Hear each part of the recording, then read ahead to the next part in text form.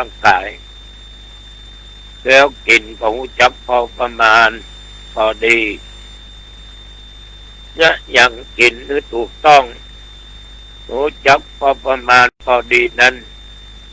เกิดคุณประโยชน์ในการที่เราจะต้องสืบต่อชีวิตเพื่ออยู่ได้ยืนนานมีคำว่าสิทธิ์เพิ่นบอกว่า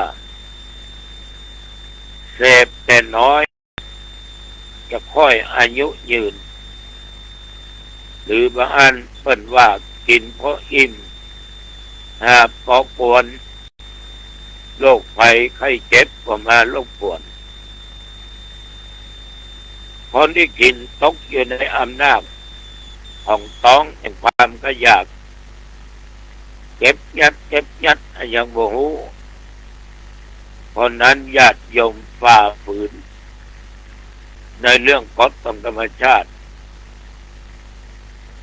บางคนนี่ท่านทั้งหลายคอหวยมันลึกกินนักกินกินแบบพุ่มเฟยแต่ว่ากินนักขี้ขานยาการน้อย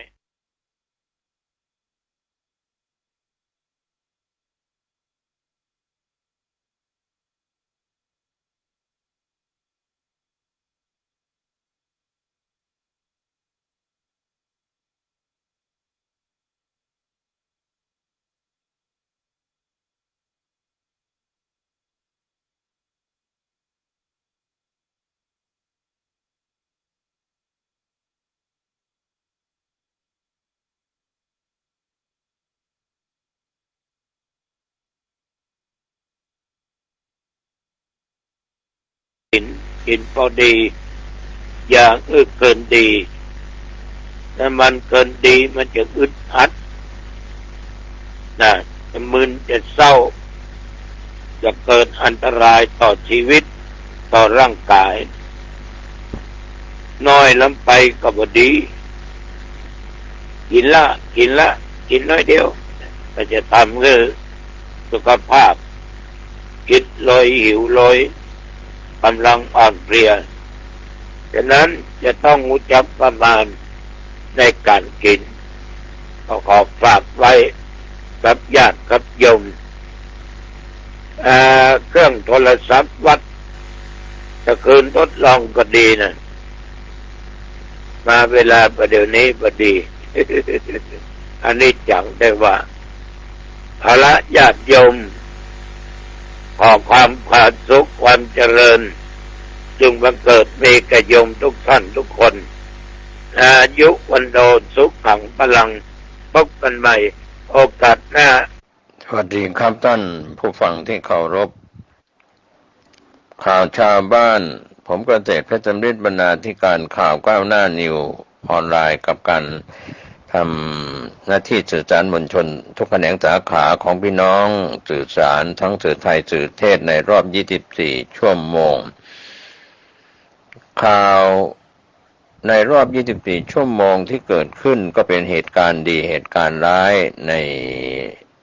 ทั่วโลกแล้วก็ภายในประเทศไทยแล้วก็ในประเทศไทยก็แต่ละภูมิภาคแต่ละจังหวัดที่ภาคประชาชนได้ติด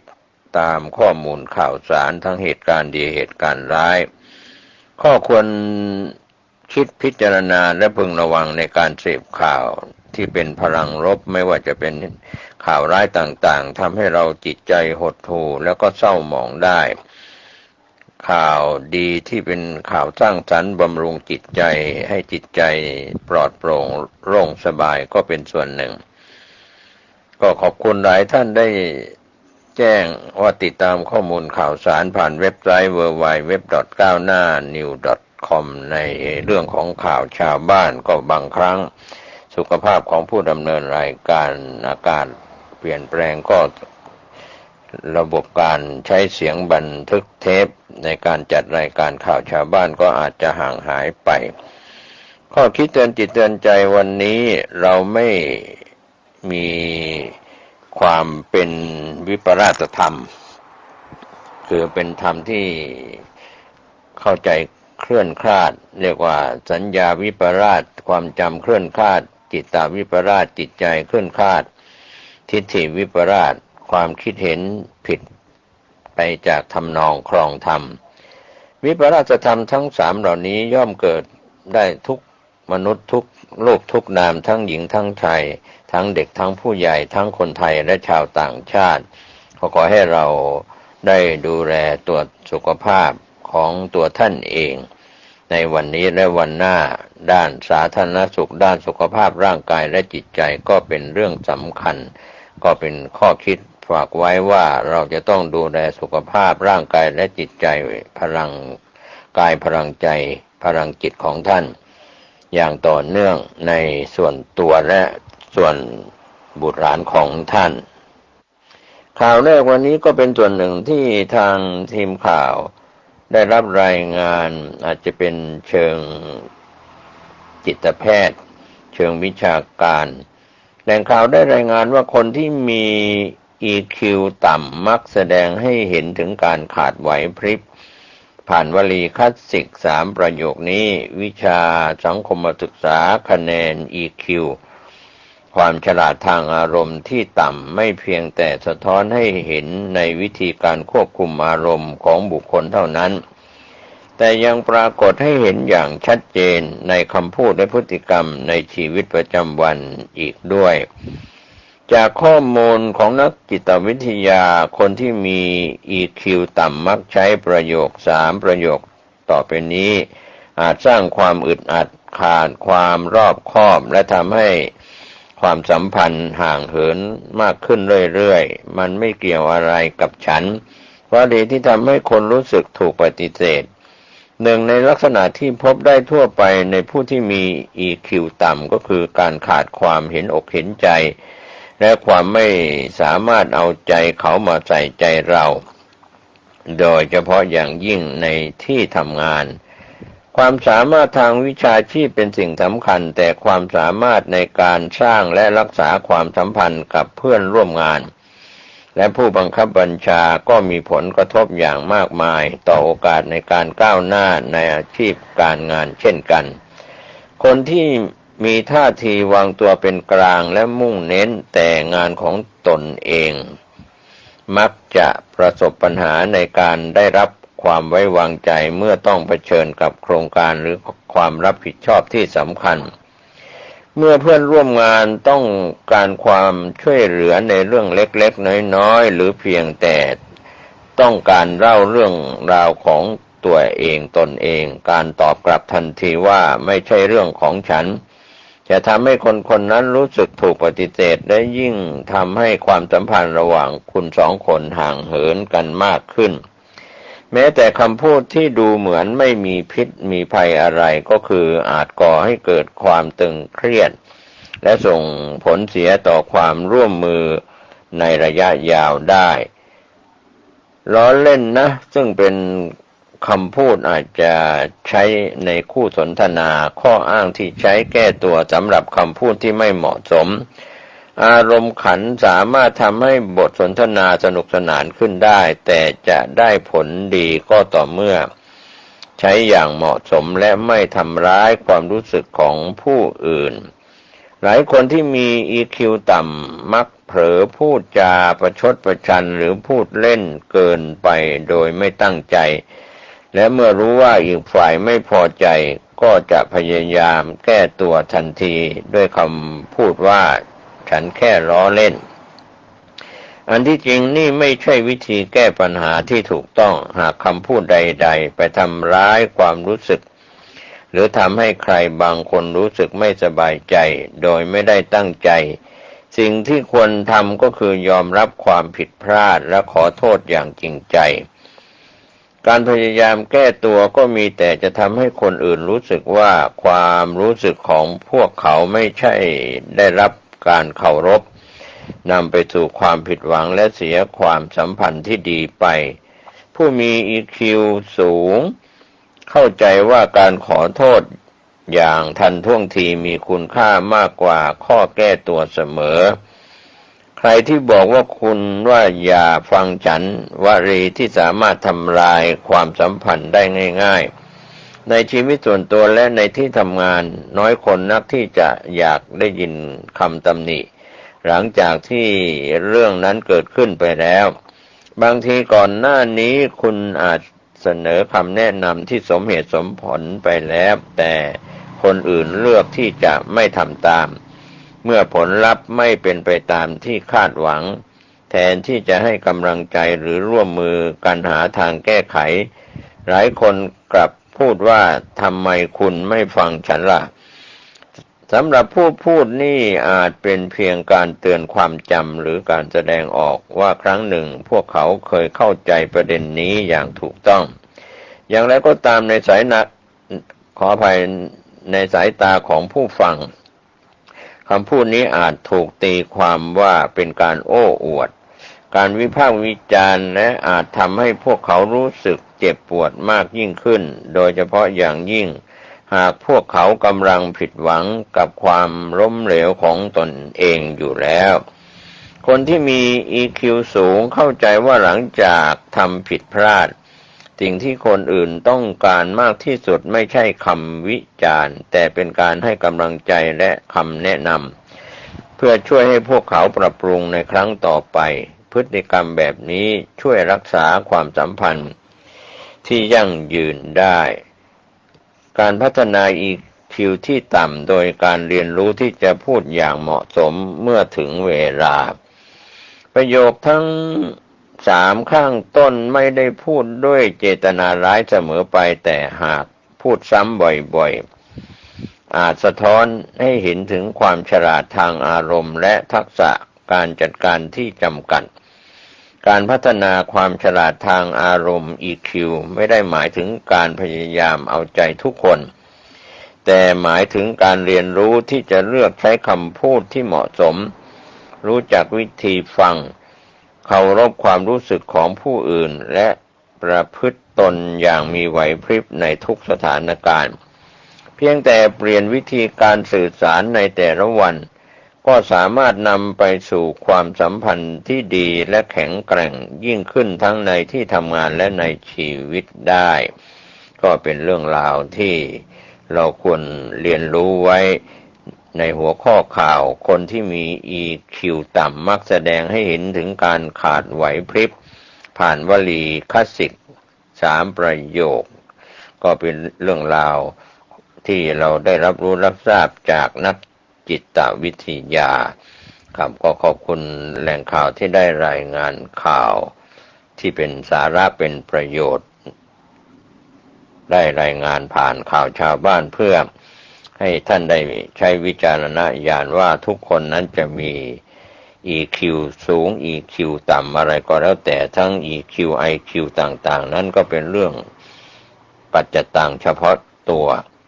คนอยู่รอบข้างผู้ที่อยู่ร่วมในครอบครัวในหน่วยงานในที่ทำงานหรือในที่ประชุมควรจะต้องเข้าใจคำว่า EQ ต่ำก็เป็นส่วนที่เราได้รู้ได้ทราบกันมากมายในเรื่องของ EQ ต่ำ EQ สูงครับก็เป็นความภาคภูมิใจการให้กำลังใจตำหนิสิ่งที่ควรตำหนิสรรเสริญสิ่งที่ควรสรรเสริญก็เป็นสิ่งดีในเรื่องของการใช้ EQ สูงและต่ำข่าวคืบหน้าทางวิชาการด้านจิตวิทยานำเสนอในข่าวครั้งต่อไปไปทางด้านข่าวที่น่าสนใจอีกแหล่งข่าวหนึ่งได้พูดถึงหัวข้อข่าวเป็นคนintrovert เหมาะกับอาชีพอะไรเปิด7งานที่มั่นคงและรายได้สูงก็เป็นส่วนที่แหล่งข่าวได้รายงานเรื่องของ7อาชีพโฟกัสเงียบๆแต่เงินเพียบก็เป็นเรื่องที่มีการเปิดโพล7อาชีพลักษณะงานมั่นคงรายได้สูงตอบโจทย์คนที่ใช้ชีวิตอยู่ในโลกส่วนตัวสูงไม่ต้องฝืนปั้นหน้าคุยกับใครก็เป็นเรื่องราวแหล่งข่าวได้รายงานว่าโลกของการทำงานยุคอดีตคนที่พูดเก่งเข้าสังคมเก่งหรือมีบุคลิกแบบ extrovert มักจะได้รับความสนใจและถูกมองว่ามีโอกาสประสบความสำเร็จในหน้าที่การงานได้มากกว่าจนทำให้เกิดความเข้าใจผิดว่าคนอินโทรเวิร์ตหรือกลุ่มคนโลกส่วนตัวสูงจะเหมาะกับงานง่ายๆงานเบาๆที่ไม่มีความกดดันและเติบโตได้ยากในองค์กรใหญ่ทว่างานง่ายๆงานเบาๆที่ไม่มีความกดดันและเติบโตได้ยากในองค์กรใหญ่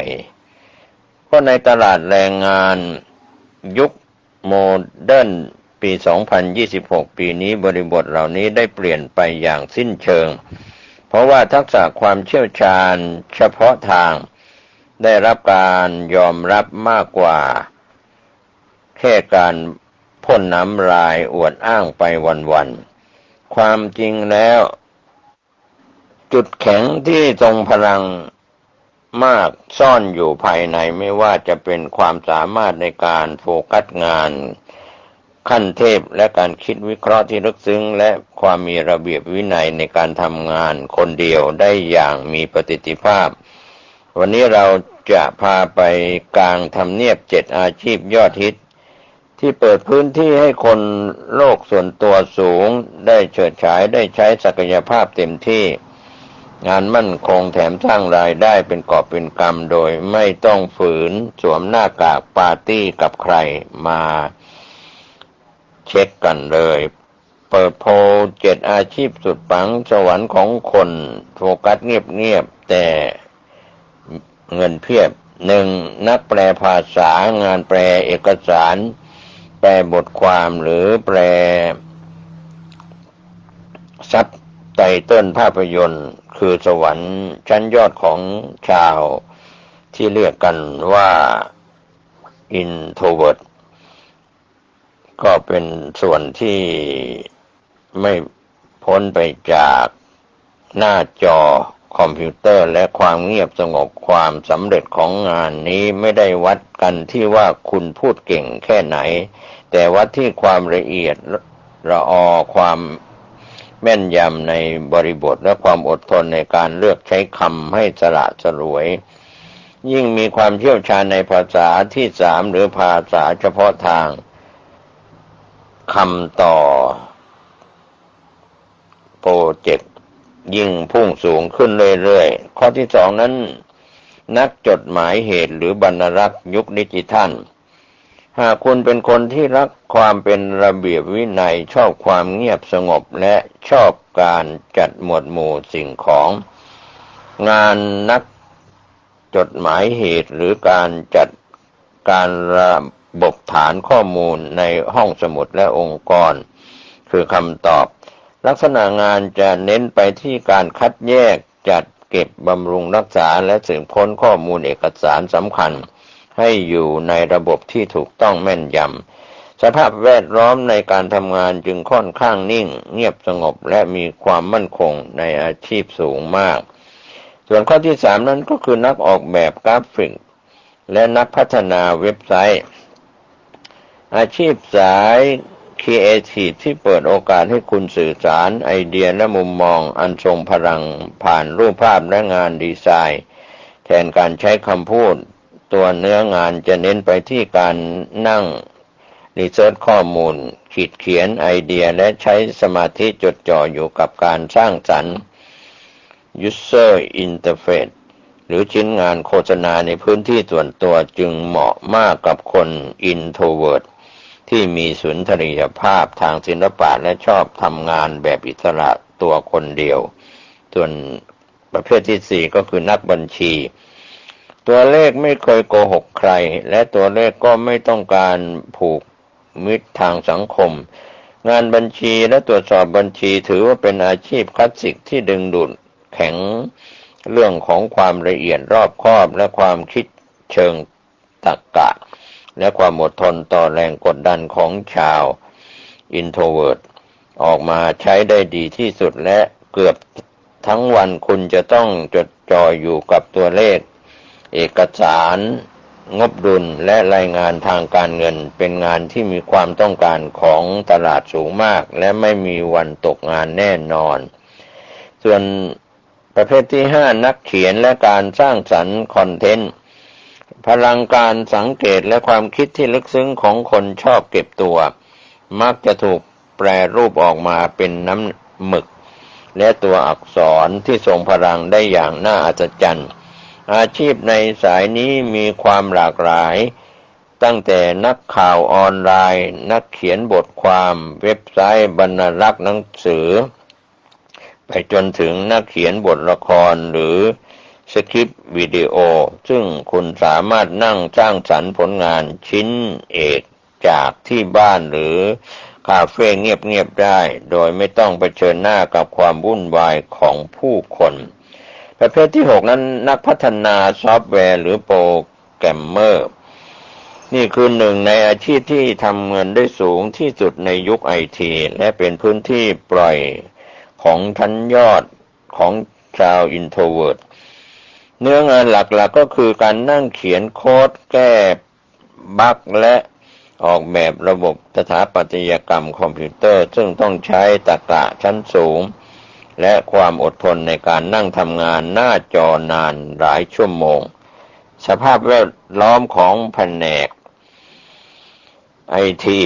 มักจะเข้าใจธรรมชาติของความเงียบเป็นอย่างดีคุณจึงสามารถทำงานได้อย่างสบายใจโดยเน้นไปที่การแก้ปัญหาทางเทคนิคเป็นหลักส่วนประเภทที่7ดีไซเนอร์ออกแบบแฟชั่นการแต่งกายและเสื้อผ้าคือภาษาใบ้ที่แสดงตัวตนได้ชัดเจนที่สุดดีไซเนอร์สายอินโทรเวิร์ตมักจะใช้พรสวรรค์ในการเป็นผู้สังเกตการโลกที่ดีนำแรงบันดาลใจรอบตัวมาถ่ายทอดลงบนผืนผ้าโครงสร้างเงาและคอลเลกชันเสื้อผ้าได้อย่างมีเอกลักษณ์งานนี้ต้องใช้เวลาอยู่กับตัวเองในการสเก็ตภาพเลือกวัตถุดิบและคุมงานตัดเย็บอย่างประณีตซึ่งตอบโจทย์พฤติกรรมที่การทำงานที่เน้นความพิถีพิถันอย่างยิ่งสุดท้ายก็ลงตัวที่หน้าประวัติศาสตร์และตลาดแรงงานให้พิสูจน์แล้วว่าบุคลิกภาพกับอินโทรเวิร์ตไม่ได้เป็นอุปสรรคต่อความก้าวหน้าและเงินทองในกระเป๋าเลยแม้แต่น้อยหัวใจสำคัญไม่ได้อยู่ที่ว่าคุณเป็นคนชอบเก็บตัวหรือชอบเข้าสังคมแต่อยู่ที่ว่าคุณรู้จักจุดแข็งของตัวเองแล้วเลือกเอาศักยภาพนั้นไปวางไว้ในระบบนิเวศและสายงานที่ถูกต้องต่างหากรู้แบบนี้แล้วชาวอินโทรเวิร์ตนั้นท่านไหนที่กำลังมองหาทางเลือกชีวิตลองนำ7อาชีพนี้ไปพิจารณาเริ่มต้นพัฒนาทักษะเพื่อสร้างความมั่นคงและก้าวไปสู่ความสำเร็จในแบบฉบับที่เป็นตัวของตัวเองก็เป็นเรื่องราวที่น่าสนใจจากแหล่งข่าวได้กล่าวถึง7อาชีพอินโทรเวิร์ตโฟกัสเงียบๆแต่เงินเพียบก็เป็นข้อมูลในเชิงการประกอบอาชีพเปิดโพล7อาชีพที่กล่าวถึงไม่ว่าจะเป็นนักแปลภาษานักจดหมายเหตุนักออกแบบกราฟิกนักบัญชีนักเขียนและคนสร้างสรรค์คอนเทนต์นักพัฒนาซอฟต์แวร์และโปรแกรมเมอร์รวมไปถึงดีไซเนอร์ออกแบบแฟชั่นต่างๆเหล่านี้นะครับก็เป็นสิ่งที่เราจะได้ไปปรับใช้ให้เกิดประโยชน์ทั้งตนเองหน่วยงานของท่านครับก็เป็นข้อมูลที่น่าสนใจติดตามข่าวคืบหน้าในข่าวครั้งต่อไปทางด้านข่าวสุดท้ายจากมติชนสุดสัปดาห์ในหัวข้อปิดฉาก2 ปีลี่นายพลกลางปีถอดบทเรียนทำไมถึงไปต่อไม่ได้ก็เป็น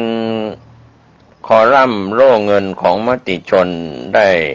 กล่าวถึงโครงการลี่รีไทร์กลางปีเฉพาะพลตำรวจตรีหรือพลตำรวจโทได้ดำเนินการ2 ปีในที่สุดที่ประชุมคณะกรรมการข้าราชการตำรวจหรือกตตร.ครั้งที่6/2569เมื่อวันที่26มิถุนายน2569 ได้ลงมติให้ปิดตัวลงโดยพลตำรวจโทไตรรงค์ผิวพันธ์โฆษกตำรวจแถลงว่าที่ประชุมกตตรมีพลตำรวจเอกกิตติรัตน์พันเพชรผู้บัญชาการตำรวจแห่งชาติทำหน้าที่ประธานแทนนายอนุทินชาญวิรากูลนายกรัฐมนตรีรับทราบการยกเลิกโครงการปรับเปลี่ยนกำลังพลหรือเกษียณอายุก่อนกำหนด Early Retirement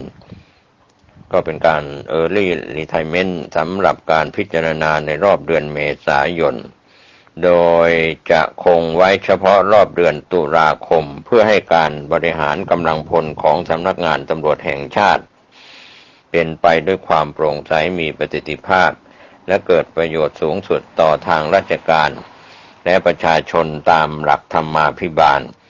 เนื่องจากการดำเนินโครงการเออรี่กลางปีช่วง2 ปีที่ผ่านมาก็คือปี 2568 และปี 2569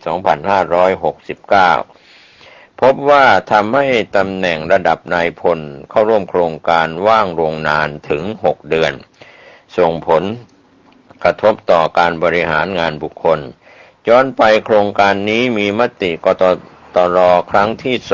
2/2568 เมื่อ 27 กุมภาพันธ์ 2568 ตอนนั้นผู้บัญชาการตายนั่งหัวโต๊ะทำหน้าที่แทนนางสาวแพทองธารชินวัตรนายกรัฐมนตรีซึ่งติดภารกิจที่สภาผู้แทนราษฎรก็ได้เพิ่มโครงการEarly Retire ในรุ่น 26 อีกรอบคือ 1 เมษายนจากปกติมีเพียงรอบเดียวเดือนตุลาคมการเปิดรอบกลางปีนี้เฉพาะผู้มียศพลตำรวจตรีหรือพลตำรวจโทเท่านั้นโดยจะต้องครองยศไม่น้อยกว่า6 เดือนนับถึงวันที่ 31 มีนาคมของปีงบประมาณที่ลาออกหลังลาออกก่อนเกษียณ6 เดือนจะได้เพิ่ม1 ชั้นยศถ้าพลตำรวจตรีก็ขึ้นเป็นพลตำรวจโทเช่นเดียวกับพลตำรวจโทลาออกก่อนครึ่งปีเลื่อนเป็นพลตำรวจเอกบอร์ดตำรวจอ้างว่าเพื่อตอบแทนคุณงามความดีสร้างขวัญและกำลังใจให้นายพลตำรวจใกล้เกษียณอายุราชการให้เป็นระบบเดียวและสอดคล้องระบบการบริหารงานบุคคลในภาพรวมตำรวจตอนแรกที่ประชุมกตตรจะเปิดเออรี่ให้เฉพาะพลตำรวจโทที่อายุราชการเหลือ6 เดือนตั้งแต่1 เมษายนถึง 30 กันยายนเข้าร่วมโครงการแต่กตตรผู้ทรงคุณวุฒิตอนนั้นคือพลตำรวจวินัยทองสองได้เสนอต่อที่ประชุมกตตรว่าพลตำรวจเอกวินัยทองสองได้เสนอต่อที่ประชุมกตตรว่าแล้วก็ควรเปิดโอกาสให้พลตำรวจตรีได้ร่วมโครงการด้วยก็ควรเปิดโอกาสให้พลตำรวจตรีได้ร่วมโครงการด้วยเป็นผู้ที่ได้เป็นผู้บริหารระดับสูงของตำรวจราชการเป็นผู้ที่ได้อุทิศตนเสียสละในการปฏิบัติราชการตามหน้าที่อย่างเต็มความรู้ความสามารถเพื่อองค์ความทำให้องค์กรรู้ที่ใช้ความรู้ความสามารถในการทำให้องค์กรที่จะตอบแทนคุณงามความดีเป็นตำรวจมายาวนานจึงสมควรที่จะตอบแทนคุณงามความดีเป็นพิเศษด้วยต่อมามติคณะรัฐมนตรีมติ 18 มีนาคม 2568 กลางปีก็ไฟเขียวโครงการ Early Retire รุ่นที่ 26 กลางปีตามที่ตำรวจเสนอปกติถือเป็นการเออรี่กลางปีจึงช่วยลดขนาดของกองทัพได้แต่พลตำรวจตรีสำหรับองค์กรใหญ่เป็นตำแหน่งหลักในตำแหน่งพลตำรวจตรีพลตำรวจโทส่วนใหญ่เป็นตำแหน่งหลักในสายปฏิบัติงานเมื่อตำแหน่งเหล่านี้ว่างลงกลางปีตำรวจไม่สามารถคัดเลือกแต่งตั้งทดแทนได้ทันทีเนื่องจากไม่ได้อยู่ในช่วงแต่งตั้งโดยการปีตามที่กำหนดในกฎพุทธศักราช ว่าด้วยการแต่งตั้งข้าราชการนั้นทำให้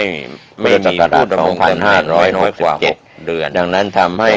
ไม่มีผู้ดำรงตำแหน่งไม่น้อยกว่า6 เดือนต่างส่งผลกระทบต่อประสิทธิภาพการบริหารงานในด้านต่างๆโดยเฉพาะอย่างยิ่งงานด้านป้องกันเป็นลักษณะงานในความรับผิดชอบงานสืบสวนสอบสวนเป็นงานที่ต้องใช้ความเชี่ยวชาญเฉพาะด้านของตำรวจเป็นงานที่ ต้องใช้ความเชี่ยวชาญเฉพาะด้านใช้ประสบการณ์ที่เหมาะสมมาอย่างยาวนานที่สำคัญสรรหาข้าราชการตำรวจมาทดแทนได้ยากที่สำคัญปรากฏการณ์นายตำรวจบางนายเข้าโครงการลี่กลางปียศก้าวกระโดด2 ชั้นยศที่ทำให้มีการวิพากษ์วิจารณ์กว้างน่าจะเป็นหนึ่งในชนวนสำคัญที่ทำให้มีการวิพากษ์วิจารณ์กว้างขวางในวงการศรีกากีผู้มีอำนาจไม่รวมลี่กลางปีถึงข้อคารหาผู้มีอำนาจผู้ใกล้ชิดที่อยู่ในตำแหน่งกลางปีขึ้นมาช่วยที่เพื่อนผู้ใกล้ชิดที่อยู่ในตำแหน่งสาราพักใจสำหรับคนใกล้เกษียณแล้วสร้างผลกระทบเชิงลบมากกว่าข้อดีที่สุดประเมินแล้วสร้างผลกระทบเชิงลบมากกว่าข้อดีเปลี่ยนจึงทำให้กรตรมีมติระงับโครงการปรับเปลี่ยนกำลังรอบเดือนเมษายนนี้ไปนะครับก็ขอบคุณใช้มาเพียง2 ปีวิพากษ์ก็ขอบคุณ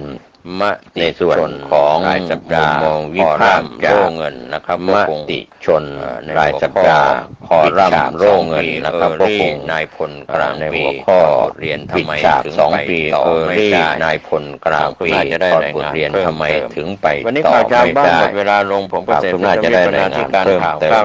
วันนี้ข่าวชาวบ้านหมดเวลาลงผมก็เสร็จจะต้องรีบปนาธิการข่าวก้าวหน้านิวออนไลน์ได้ทั้งสื่อรายงานข่าวจากพี่น้องสื่อสารมวลชนทุกแขนงสาขาทั้งสื่อประจำไทยสื่อเทศแต่ละจังหวัดภายในประเทศสื่อในส่วนหน่วยงานของประจำภูมิภาคแต่ละจังหวัดของประเทศไทยได้รายงานข่าวโดยเฉพาะพี่น้องสื่อสารมวลชนทุกแขนงสาขาต่างๆที่ได้รายงานข่าวโดยเฉพาะพี่น้องสื่อสารมวลชนทุกแขนงสาขาโดย